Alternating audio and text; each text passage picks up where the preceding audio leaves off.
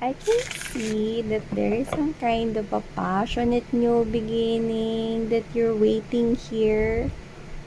Yeah, I'm getting that kind of vibe of someone waiting for some kind of a passionate love or ma-involve sa isang romantic relationship with someone right here. Pero, hindi ko nasisense yung pressure.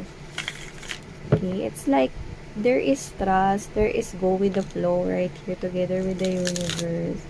Okay, you're just protecting your energy right here and doing yung ano man yung ginagawa mo with your life. You're fixing your life, you're making your life even better. This is you focusing on your stability and on yourself. Yeah. Yun na nakikita ko rito. Pero, nakakuha ko rito ng, it's not just you. I'm getting another energy doing the same thing as what you're doing. Kagaya ng mga na-mention ko, na ginagawa niya rin yun. And there could be someone here that you are connecting with strongly, spiritually, with the Six of Cups energy. Wow! This person could be taller than you, but doesn't have to be. But height difference is really standing out to me. So, maaaring meron ditong height difference. Pero kung sino siya, I can sense that this person right here is with the star. Looks like destiny is at work here. Yeah, destiny it is. Tingnan natin agad mga babes, no? Ano bang mga meron dito? But I'm feeling that this is some kind of a positive for you guys.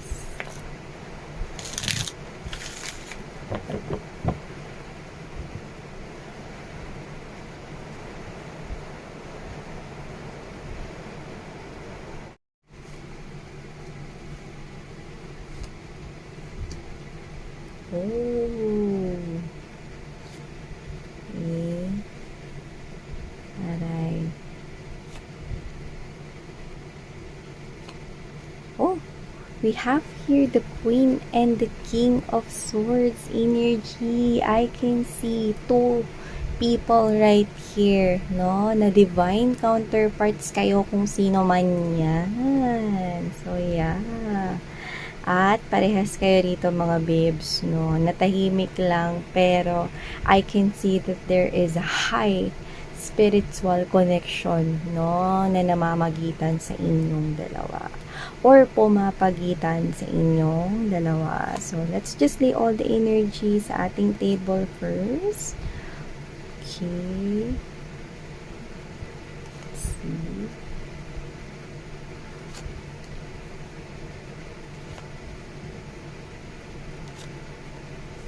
It could pop out of the blue. Masosorpresa na lang kayo dito mga babes, no? Masosorpresa na lang kayo dito. Masosorpresa kayo rito kahit alam mo na to. Okay? Supposedly, the moon has something to do with hindi mo alam, wala ka talagang kaalam-alam, but this is you, na pwedeng in-expect mo to. Ang hindi mo lang alam is kung kailan yun. Okay? So, whatever it is, I can see it popping out of the blue. Yan. So, yeah. 7 of Coins energy. The wait is over. Tapos na ang paghihintay rito mga babes because it's finally here. It's popping out of the blue. So, we have here the new love. It's the Ace of Cups energy. New love. It is. Look at that. And look at that.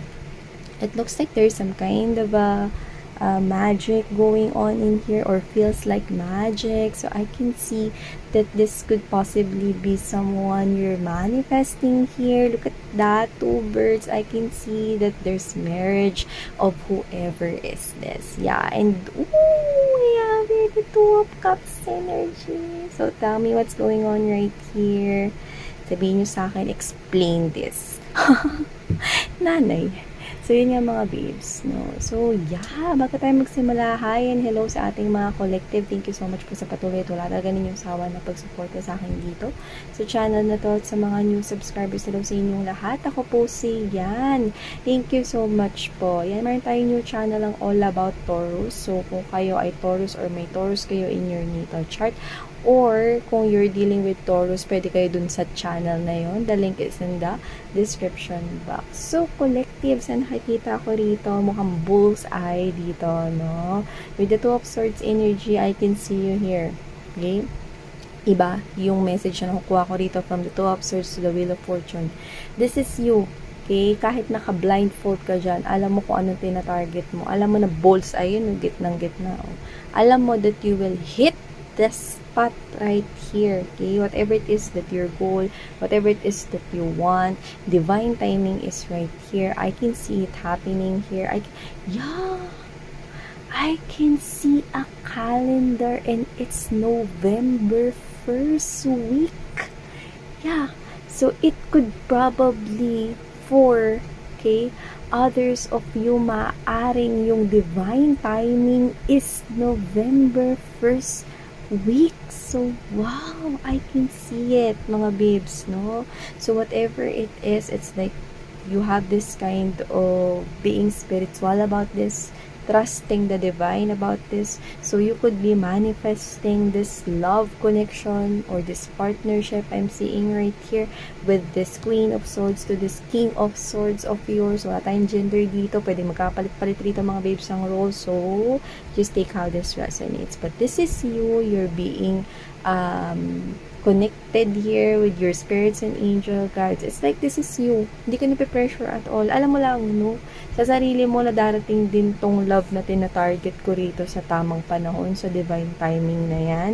So, whatever it is, it could possibly happen on November 1st week. So, wow, this love could be entering your life. Maaring hindi kayo agad ikasal mo, pero maaring pumasok pa lang siya sa buhay niyo. Okay? So, no, in November, first week. So, wow. Alam mo, both of you matalino kayo eh. Doesn't have to be na may achievements kayo sa school na nag-aaral kayo, pero pwedeng ganon. Pero kasi, this is you, nakikita ko rito, parehas kayo matured mag-isip when it comes to decision making sa buhay ninyo, sa lahat ng areas of life.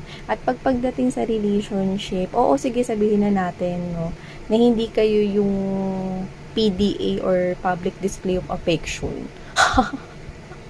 No, sa labas, no, na hindi kayo ganun kasing linta or kasing clingy sa public, no, pero parehas kayong seryoso pagdating sa love. So, yun yung nakikita ko rito. So, I can see that you have all the knowledge here that you need, and this is you trusting here the divine, okay, na yung divine timing is ibibigay rin sa inyo, no, yung talagang person na talagang swak na swak sa energy ninyo. Yung tao talaga rito na nakatakda for you. So, I can see that two people right here are busy. Okay? Magtatagpo kayo nitong tao na to, no? Pero sa ngayon na nakikita ko rito, no, the person over here is busy with the Seven of Cups energy. Busy siya na iniisa-isa niya rito na tuparin ang kanyang wish. So, pwedeng may kinalaman yun sa mga worldly material things. So, pwedeng siya ay nag-iipon when it comes to buying a new house or his or her dream business. Yan, no?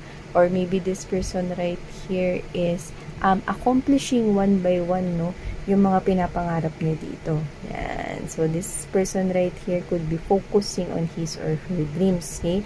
Meron na siyang na-achieve, iniisa-isa niya na lang yan. Because Seven of Cups in a upright position is someone who is just wondering, fantasizing about his or her dreams, but we've got this in reverse. So, ibig sabihin, natutupad niya na isa-isa yung mga pangarap niyo dyan. And the other person right here, this could be or this could be the person that you're dealing with.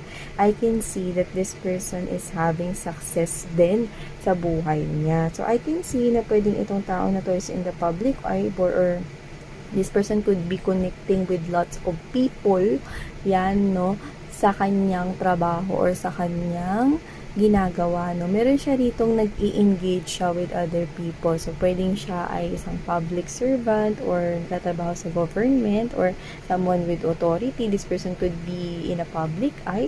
Pwedeng meron rin siya ritong mga social media applications or platforms kung saan nakikita siya. This person could be famous for others of you, but whoever this individual is, magaling siya. Okay, sa field niya, kaya kilala siya. That is the Six of Wands. At nakikita ko siya rito, no, na mas nagiging successful siya ngayon. Actually, parehas kayo, no, na successful ngayon, nakikita ko rito. And I can see both of you, Queen of Swords, King of Swords right here. And there's this is a blended family. This is an extended family. So, I can see na magkakaroon rito ng combination of family. So, this is really someone na pakakasalan mo. Like what you're manifesting. It's like you praying, sana the next person that I will have in my life is someone na talagang makakasama ko na all my life. Okay? Sa aking lifetime dito sa earth. Yan. So, yun ang nakikita ko dito. And it's all happening. Divine timing is now here. Okay? So, diba? Taray nung, alam mo, minsan lang yun, no? Makakita tayo ng kalendaryo, tapos November first week. Taray. So, it could happen anytime in November first week to some of you, okay? Or to most of you right here. So, I can see, okay, na matatanggap kayo ng family and friends niya, ng community, ng soul tribe niya rito, at ganun din siya sa iyong side. So, whatever the case may be, I can see that this is you. Alam mo na sa sarili mo to, parehas kayo.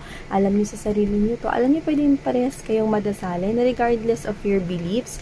Doesn't have to be na parehas or magkaiba kayo na religion, pero nagsa-stand out dito yung faith.